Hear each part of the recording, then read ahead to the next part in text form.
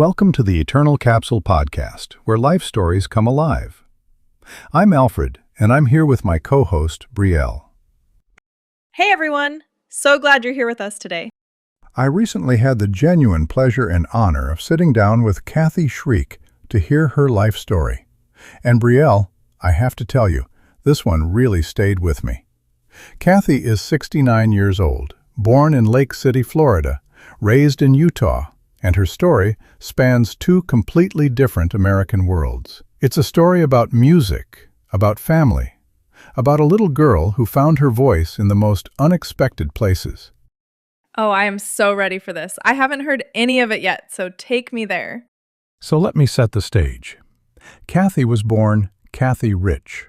No middle name, no middle initial, just Kathy Rich. 5 pounds, 5 ounces, 2:25 in the afternoon on a Sunday. And she told me it always bothered her a little growing up that everybody else had these longer, more complete names, and hers felt unfinished somehow. Oh, I can totally relate to that. Kids notice those things. It's such a small detail, but it matters when you're young. It really does. Now, her father, James Maurice Rich, came from Lulu, Florida. Her mother, Eva Mae Powell, came from Orem, Utah. And those two places, as different as they could possibly be, remained deeply stitched into the identity of her family for the rest of her life. Wait, so Florida and Utah? How did those two even find each other? Her dad had been stationed at Dugway, Utah, while serving in the Army, and her mother worked there as a civilian employee. Somewhere between military schedules and young love, they found each other. They married in December 1955, moved to Florida, but Kathy's mom got homesick quickly. Utah pulled her heart stronger than Florida ever could. So they packed up and came back west. That's beautiful. Two young people, babies already arriving, trying to figure out where home actually is. And Kathy's very first memory, this is where it gets you. Her grandma Vera Rich sent her a baby doll, a beautiful baby doll with black hair. And little Kathy named that doll Peggy Ann. Peggy Ann, was that significant? Peggy Ann was the name of Kathy's baby sister, who had died just 23 hours after being born. Born premature on March 23, 1957, Kathy was the first child and Peggy Ann was the second. And in Kathy's words, in her little girl heart, naming that doll Peggy Ann was a way of holding on to something that mattered, even if she couldn't yet explain it in grown-up words. Oh, that just breaks my heart. A child processing grief in the only way she knows how, through love and imagination. She might not have had the vocabulary for it, but she understood the weight of it. Exactly. And there's more to the story. Her dad called Grandma Vera afterward and said, "Mom, you sent Kathy this doll, but you can't be doing that without sending something for the other kids too." So Grandma sent a Cowboys and Indians playset for the others.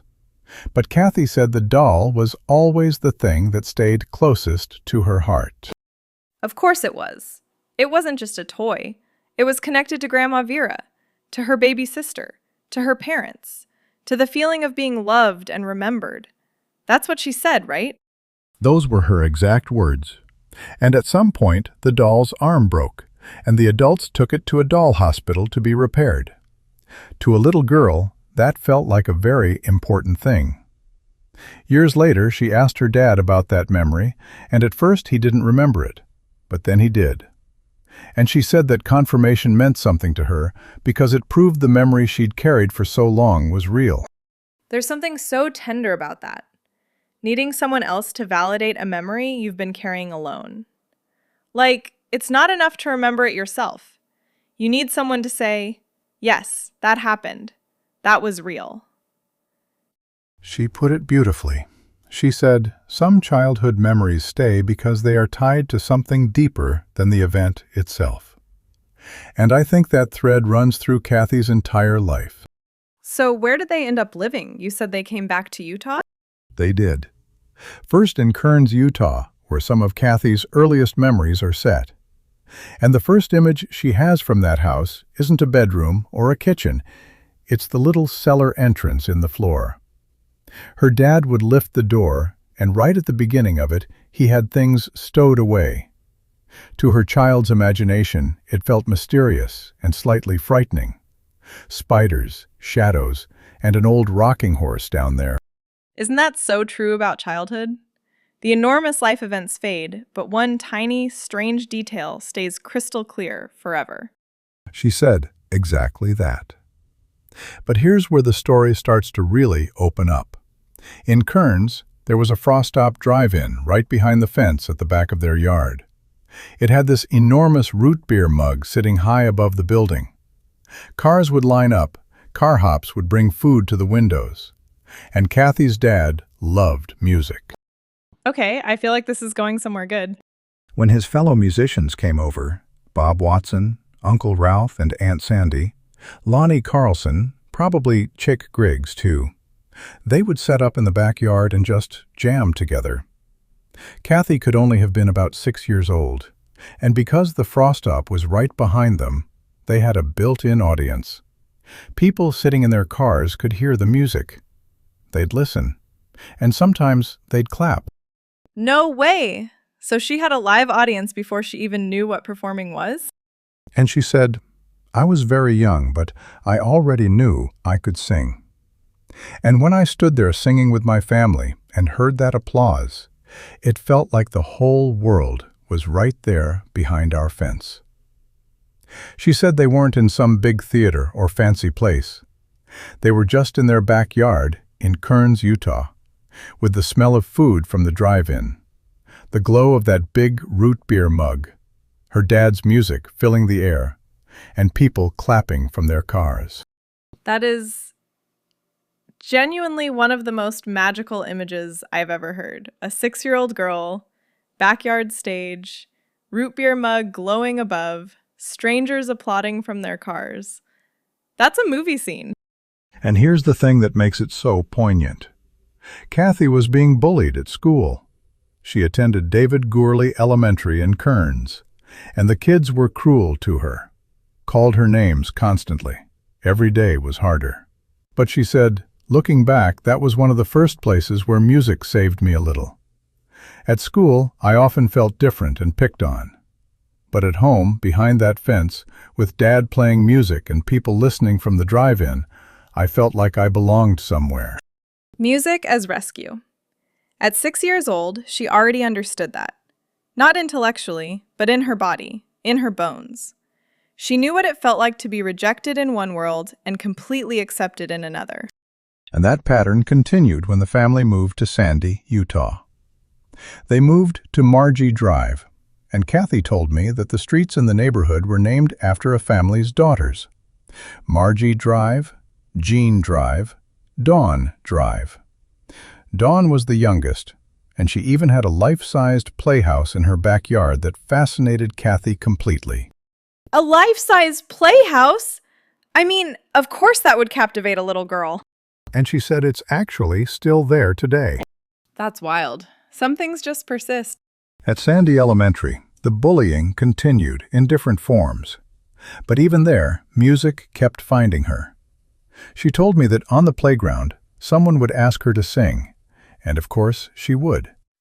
She'd start singing something like, "Michael row the boat ashore," and before long, she'd have kids following her in a line across the playground.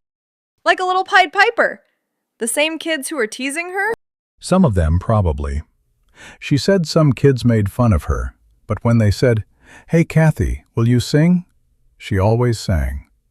And then one day, a girl named Audrey Booms came up to her and said, "Kathy, do you want me to walk home with you?" Oh, that's the kind of moment that changes a kid's life. Audrey was a bit of a tomboy, not afraid to stand up to anyone, and she and her sister Margaret started walking Kathy home every day. And they'd say, "Kathy, sing me a song." So she'd sing all the way home. Sometimes they'd go near Audrey and Margaret's house, and their mother, Joanne, would want Kathy to sing for her too. That's so sweet. Walking home with a soundtrack provided by the girl everyone was picking on. And those sisters just saw her. And here's the beautiful part. Kathy said Audrey, Margaret, and their whole family became very close friends. They're still close friends to this day. And later in life, their family ended up owning one of the clubs where Kathy performed. No, you're kidding me. The family that walked her home from school ended up owning a venue where she performed? That's one of those stories that makes you believe things are connected in ways we can't always see. Kathy called it one of those small beginnings that God placed in her life. A little girl singing on the playground, two sisters walking home beside her, a mother asking for a song, and a friendship that never ended. I love that. Okay, so tell me more about Sandy. What was home life like? Well, their house was full of music, naturally. Her mom and dad played on weekends, along with her Aunt Sandy and Uncle Ralph. Uncle Ralph played bass guitar. Dad played guitar. Bob Watson played lead. Different drummers came through over the years. The Tibbetts family moved in next door. Dave and Mike Tibbetts. And Mike played guitar, so he'd come over and play with Dad. Kathy said that was the way their house was. Music drew people in. It sounds like their home was this gravitational center for anyone who played or loved music. It really was. And Kathy shared all these wonderful little vignettes from those years. She and her sister Candy, who was 5 years younger, would sneak around at night after they were supposed to be in bed. The boys' bedrooms were downstairs. The girls were across the hall. One night, they were all trying to sneak into each other's rooms, and they heard Dad walking across the floor upstairs.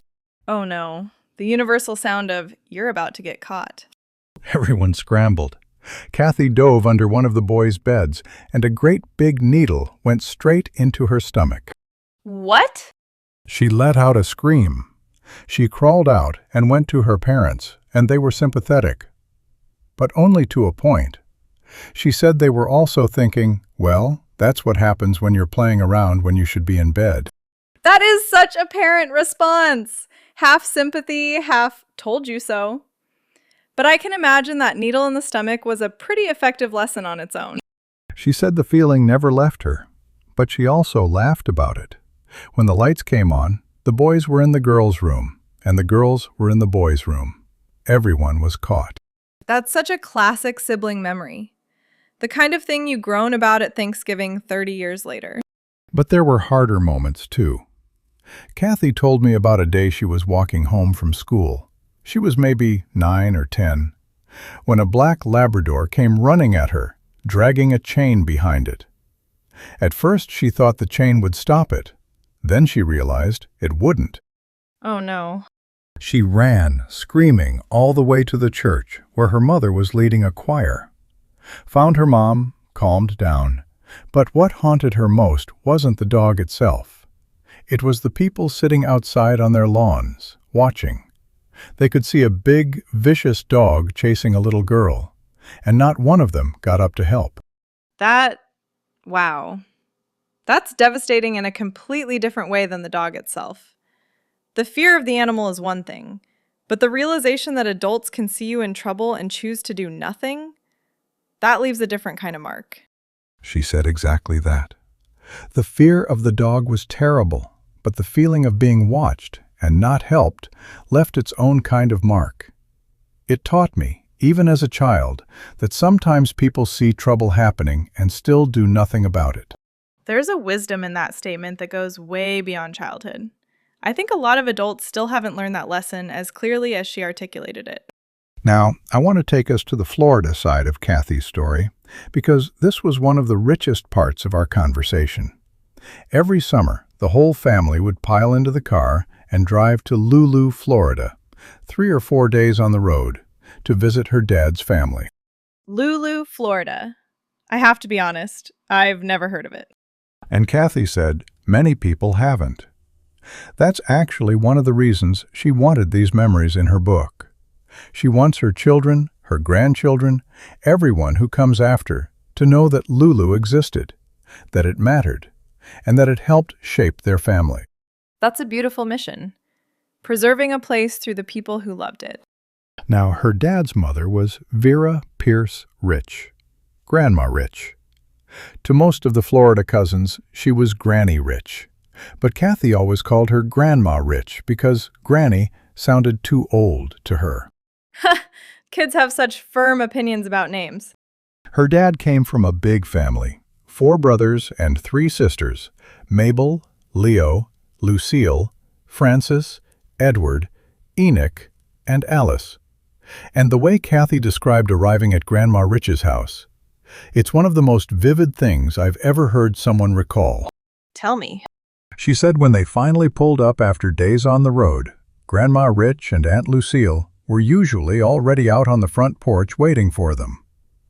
And that rush of finally being there, after so much road and so much waiting, she said she can still call up that feeling. I think everyone has a version of that memory, if they're lucky. That moment when the car finally stops and the people you love are already standing there waiting. It's one of the best feelings in the world. And word spread fast. Nobody had to send invitations. People just knew the Utah family was in town, and relatives started showing up. Aunt Pauline and her boys, Mike, Rod, and Coy. Somebody was always there, always cooking, always talking, always coming in and out. Kathy said it felt like Grand Central Station. I love that. The house as a living, breathing thing. Not just a building, but a gathering point. And the details she remembered about the inside of that house. She said the first thing you saw when you walked in was a wall of shelves filled with family photographs. Everywhere. And Grandma's bedroom was near a window that looked out toward the front porch, right by the porch swing. And years later, after Grandma had passed, Kathy slept in that very room herself. And only then did she realize something. What? The walls were paper thin. Grandma must have heard every single word of gossip from that front porch, every single night. Oh my God, that's hilarious. All those late night porch conversations, and Grandma was lying right there hearing every word of it. I bet nobody ever gave that a second thought. That's exactly what Kathy said.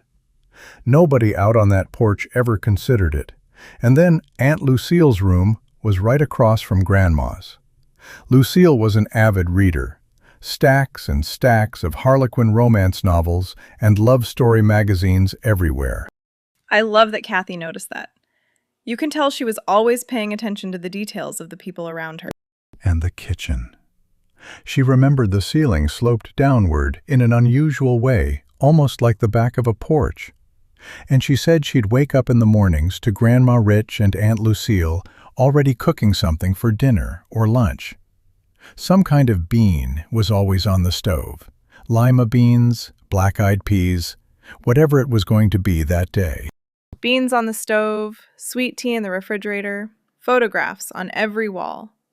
That's the South. That's a real Southern home. Sweet tea was a big thing.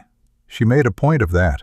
She said to the people who lived there, it was simply part of life. But to them, coming from Utah, it was one more difference between their 2 worlds. I love how she held both worlds with such tenderness.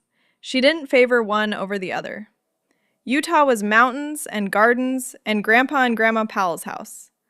Florida was trees, heat, sweet tea, front porches, and Grandma Rich's gentle smile.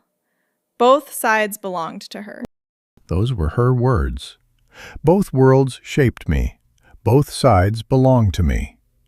Now, there's a story from those Florida summers that I have to share, because it reveals something about Kathy's family dynamic that's really striking. Go ahead.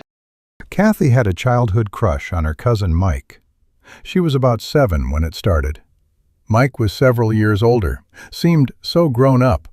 Her Aunt Crystal, who was only about 13, would carry little notes back and forth between them. That's adorable. A little summer crush with a teenage aunt playing messenger. Completely innocent. But then, years later, when Kathy was almost 13, she and her sister Candy were sleeping on the floor at Aunt Pauline's house. Mike was on the couch. During the night, he leaned over and kissed her. And Kathy's immediate thought was, He's my cousin. And that was the end of the childhood crush. Ha! Just like that. The spell broke instantly. But then, during that same trip, there was a family music gathering. Everyone was playing, singing, and before it started, her dad specifically warned her not to dance with Mike. She knew exactly what he said. She also knew exactly what she was doing. When Mike stepped away from the drums, she got up and danced with him anyway. Oh no. Her dad immediately stopped playing, laid his guitar down, walked across the room, and slapped her across the face. The whole room went silent. Everyone was shocked. He said, "I told you not to dance with him." Wow, that's a heavy moment. In front of the whole family. Kathy said she was completely embarrassed. She mentioned that a family member named Linda was there that night and has never forgotten it. She said her dad was usually a quiet man, but when he lost his temper, it happened quickly. That incident clearly left a mark. It's one of those moments where you can understand both sides in a way. A father trying to enforce a boundary, but the public humiliation of it. That's the kind of thing a 13-year-old doesn't forget. She didn't. But she didn't dwell in bitterness about it either. She just told it straight, the way she tells everything, honest and clear. Now, I want to take us to one of the most important chapters of Kathy's life, and it starts with a radio contest. Okay, I'm ready. 1971. Kathy is 14 years old, in the 9th grade. She hears about the KSLP talent contest being held at the Terrace Ballroom in Salt Lake City. And the way she described what music meant to her at that point, she said it wasn't a hobby. It wasn't something she picked up when the mood struck. She said it was something that lived inside me the way breathing does, constant, necessary, not something you choose, but something you simply are. That's powerful. 14 years old and she already had that kind of clarity about who she was. Her dad had taught her 3 chords on guitar, just 3, and she practiced until her fingertips ached.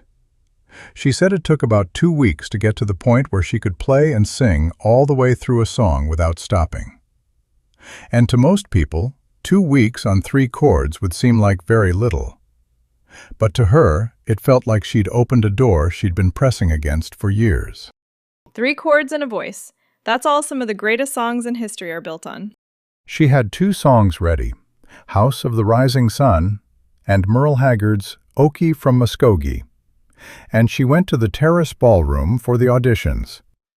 Brielle, she was contestant number 208. 208! That's daunting for anyone, let alone a 14-year-old.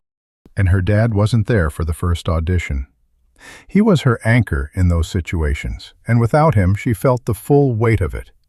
She described herself as a 14-year-old girl standing alone in a ballroom full of adult performers, with 2 songs, 3 chords, and a belief in herself that kept threatening to flicker out every time she looked around at the competition. That image is so vivid. The belief threatening to flicker out. I think everyone knows that feeling. Being in a room where you feel outmatched, but refusing to leave. And then things went sideways. She waited and waited to be called. Finally went to one of the judges to ask what was happening. And that's when she discovered she was in the wrong section of the ballroom. She'd been waiting in the area for groups and ensemble acts. She was a solo performer. Oh no! After all that waiting and all that courage to walk through the door? She said the feeling was not quite panic, not quite defeat, but something close to both. She'd worked up all the courage it took, and now the whole thing was slipping away. But then the judge told her something. He said if she could find a band willing to back her up, he could still judge her as a single act. So she had to find strangers to play with her? On the spot? She found a band. She got up on that stage with musicians she had never practiced with, in a room full of people she didn't know, and she sang. And when she was done, people came up to her and told her she sounded good, the kind where you can see in someone's face that they mean it. At 14! Finding a random band, getting on stage cold, and actually impressing people?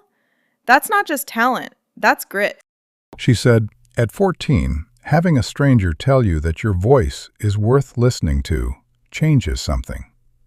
It tells you the thing you have always believed about yourself might actually be true. That line it lands. Because isn't that what every young person with a dream is really asking? Not, am I talented, but is this thing I feel inside me real? Now, she went home not knowing if she'd made it through. She prayed. A few nights later, her parents came home and asked if she'd been listening to KSLP. She said no, she'd been listening to KCPX. They told her the finalists had already been announced, and her heart sank. Oh, she thought she'd missed it. And then, her parents reached behind them and pulled out a brand new Western outfit they'd bought for her. A black outfit with a sparkle top. And with enormous smiles, they told her she'd made the finals. Oh my gosh, what a reveal! I can picture the parents just beaming, holding that outfit behind their backs. That's such a beautiful parenting moment. She said, that outfit was not just clothing, it was evidence. It was proof that the thing I had believed about myself was real enough to actually build on. And the night of the finals, she went back to the terrace ballroom with her mom, her dad, and Chick Griggs. Okay, so this time she walks in as a finalist. That must have felt completely different. It did. And that's when she noticed them. Boys in green vests. Green vests, black pants. She said they were good, really good. The lead singer had a voice uncannily close to Merle Haggard's. She'd noticed them at the auditions, too. They made an impression. I have a feeling these boys in green vests are about to become very important. Hold that thought. Kathy performed, backed by the KSLP Wranglers. And even while she was on stage, part of her attention kept drifting to the bass player from those boys in the green vests. After the performance, she watched him pacing nervously across the floor and couldn't stop watching. Oh, is this who I think it is? That was Dave Smith. David Smith, the person who would become her first husband and the father of her firstborn son. She met her future husband at a talent contest at 14, while he was nervously pacing, and she couldn't look away. But she didn't know any of that yet. First came the results. 7 acts were going to be chosen for future appearances, and then the top 3 would be named. When they started calling the 7 names, and hers wasn't among them, that familiar fear came back. Oh no. After everything she'd been through to get there?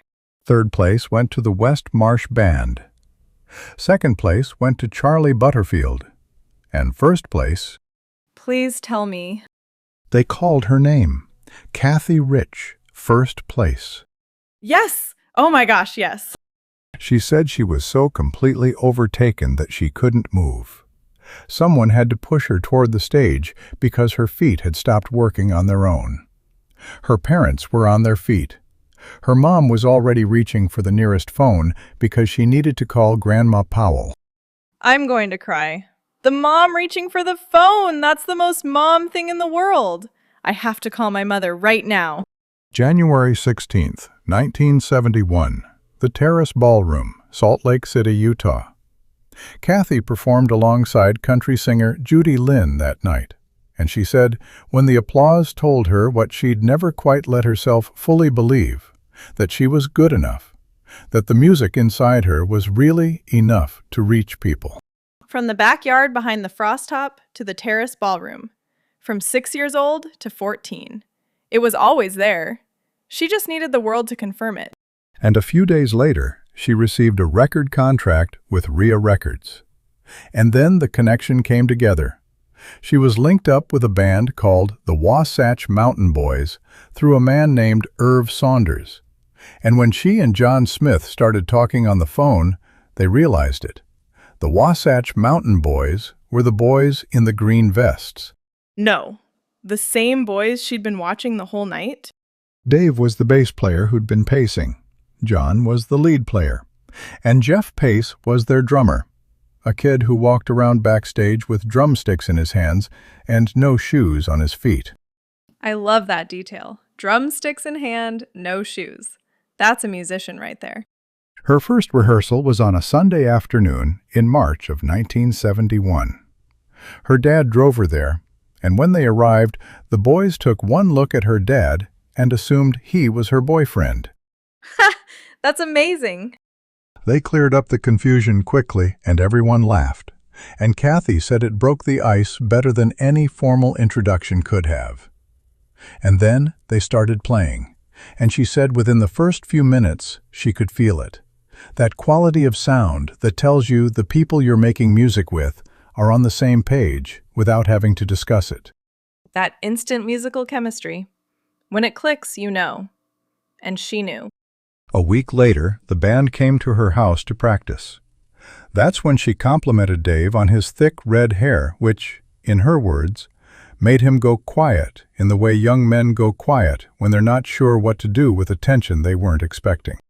That is the most perfectly observed sentence. She was a writer even before she knew it. By the end of that evening, Dave had asked for her phone number. And there's another remarkable twist. The top 3 finalists from that contest all ended up woven into each other's lives. The West Marsh Band, who came in third, some of them ended up at the same high school as Kathy, and Charlie Butterfield, who came in second. She's the one Dave and his brother went on the road with. So strangers at a talent contest one night, and then suddenly their worlds are completely intertwined. Kathy said it best. None of them had even known each other existed until that night. And then everything connected. She said, "I was just a girl from Sandy, Utah, standing in a spotlight for the very first time, holding something in my hands that I had worked for and prayed for and refused to let go of, even when every reasonable voice in the room was telling me to. The world was listening, and I was singing." That's the line. That's the whole story right there. And it started so much earlier than that night. It started with a 6-year-old behind a fence, hearing strangers clap from their cars. Now, I should mention, before that contest, Kathy had already been on television. She and her sister Candy appeared on something called the D. Burger Clown Show in Salt Lake City. It was connected to D's Hamburgers, a local chain. The host was Dennis Taylor, dressed as the D. Burger Clown. After the first appearance, Kathy was invited back and appeared 2 more times. A clown-hosted children's talent show at a hamburger chain. That is peak early 70s local television. It really is. But here's what made it meaningful. They received a letter dated March 2nd, 1971, from the D's Talent Showcase, thanking them for their exceptional talent and recognizing the practice, planning, arranging, and effort that went into each number. And Kathy said that letter wasn't just a thank you note. It was one of the first written pieces of proof that people outside her family were noticing her music. Before the big contests, the fairs, the clubs, the recordings, there was a letter from a clown show saying you're worth pursuing. Sometimes the smallest validations are the ones that matter most. And then, that same year, on her 15th birthday, July 29, 1971, Kathy found herself on a real stage in Lake City, Florida. Her Aunt Gwendolyn, who was married to her dad's brother Edward, arranged for her to perform at the Lake City School Auditorium. So she's performing in both of her worlds now, Utah and Florida. The headliner that evening was a young Decca Records artist named Louis Roberts. He was about Kathy's age, and he had a voice remarkably close to Marty Robbins. 2 years earlier, at only 12 years old, Louis had appeared on the Marty Robbins show on national television. So she's sharing a bill with a kid who's already been on national TV. That's intimidating. And here's the part that stung. When Louis' set ended and it was time for Kathy to go on, the announcer, who was part of Louis' entourage, seemed to do his best to overlook the fact that she was scheduled to perform. He started moving on, as if the evening were already finished. Someone in the crowd had to speak up and remind him there was another performer waiting. Oh, that's rough. Being nearly erased from the program on your own birthday? Whether it was competitive or careless, that's a terrible feeling. Kathy was honest about it. She said she's wondered whether Louis's people saw her as a threat. Perhaps they didn't want to share the spotlight. She said she may never know for certain. But what she does know is this. She walked out onto that stage anyway. Of course she did. That's who she is. That's who she's been since the wrong section of the terrace ballroom. She said the flustered feeling faded the moment the music began. The crowd responded warmly, and her words about it were, "It was my 15th birthday. My Aunt Gwendolyn had opened the door, and I had walked through it, head high, voice strong. And that, in the end, was enough." Head high, voice strong. I feel like those 4 words could be the title of her whole life story. Now, there's one more thread I want to touch on because it was clearly very important to Kathy. Her mother's side of the family, the Powell side, has this extraordinary history that reaches back to one of Utah's most enduring legends. A legend? What do you mean? Through her mother, Eva May Powell, Kathy is a direct descendant of Thomas Foster Rhodes. He's identified by the Utah Historical Society as a Western trailblazer, pioneer, settler, and mysterious miner. And Thomas Rhodes is at the center of the Lost Rhodes Mine legend. Wait, like a lost gold mine? A real one? A real historical figure. Thomas was born around 1794. His family goes back to 2 German immigrant brothers who sailed into Philadelphia in 1747. When they came ashore, an officer told them their German surname was too complicated, and from that day they were recorded as Henry and Jacob Rhodes. So the family name itself was invented at the dock. That's quite an American beginning. Thomas became a surveyor, joined the Church of Jesus Christ of Latter-day Saints in 1835, and was selected by Brigham Young to be a trailblazer heading west. His wagon company actually encountered the Donner Party along the Missouri River. The 2 groups traveled together for a while, but when the trail split, Thomas took the safer route and led his company safely to California. The Donner Party took the Hastings cutoff, and we all know what happened to them. So Kathy's ancestor literally parted ways with one of the most infamous tragedies in American frontier history. And then in California, Thomas's wife Elizabeth and their daughter were washing clothes in a creek near Sutter's Mill and noticed gold nuggets. The site became known as Rhodes Diggings, and later Brigham Young asked Thomas to bring gold back to Utah, about 100 pounds of it, including 60 pounds hidden in a buckskin pouch inside a barrel of flour. It became known as the Rhodes Gold Train and helped establish the Salt Lake Mint. This is actual American history. Gold in the Laundry Creek, secret gold trains, the founding of a mint, and this is Kathy's direct ancestor. Her great-great-great-grandfather. And then there's the mine itself. In 1852, Thomas, Brigham Young, and the Ute chief Wakera entered into a pact. The mine's location should never be revealed to anyone, not even to Brigham Young himself. All 3 men swore the oath on the Book of Mormon, and Thomas carried out that secret mission for 3 summers. An oath sworn on sacred text between a pioneer, a church leader, and a tribal chief. That sounds like mythology, but it's documented family history. And the story doesn't end there. When Thomas fell ill, his 19-year-old son, Caleb Baldwin Rhodes, swore the same oath and took over the work. And Caleb's story has its own tragedy. His younger half-brother Enoch begged to help, but when Enoch wandered too close to the original sacred Ute site, he was killed by Ute scouts who were protecting the secret. The weight of that secret, it literally cost lives in the family. And the deathbed story of Kathy's great-great-grandfather, Joseph Hiram Powell, who married into the Rhodes line through Ada Sophia Haddon. When Joseph was dying, the family heard a knock at the door, but no one was there. Joseph told them quietly that someone had come for him. "A little old woman," he said.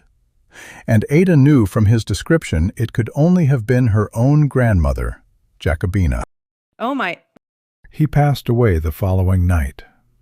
And as his spirit left his body, the family's old shepherd dog began barking at nothing, and a bright light passed through the closed door, across the room, over Joseph's bed, and back out the way it had come. Two of his children, Penelda and Rulon, both saw the light themselves. Whether you believe in the literal truth of that or not, that's a family story that carries so much meaning. Ada apparently counted it among the greatest testimonies of her life. She did. And Kathy wanted all of this woven into her story, not as a separate tale, but as the other half of where she comes from. She said, "My father's people built a life out of Florida pine and clay. My mother's people built theirs out of Utah gold and grass. Both roots run just as deep, and both belong in this book side by side, the way they have always belonged to me." That's such a profound way to frame an identity. Not choosing between two heritages, but insisting they both matter equally. The Pierce family of Lulu and the Rhodes and Powell families of Utah, they're not competing stories. They're one story.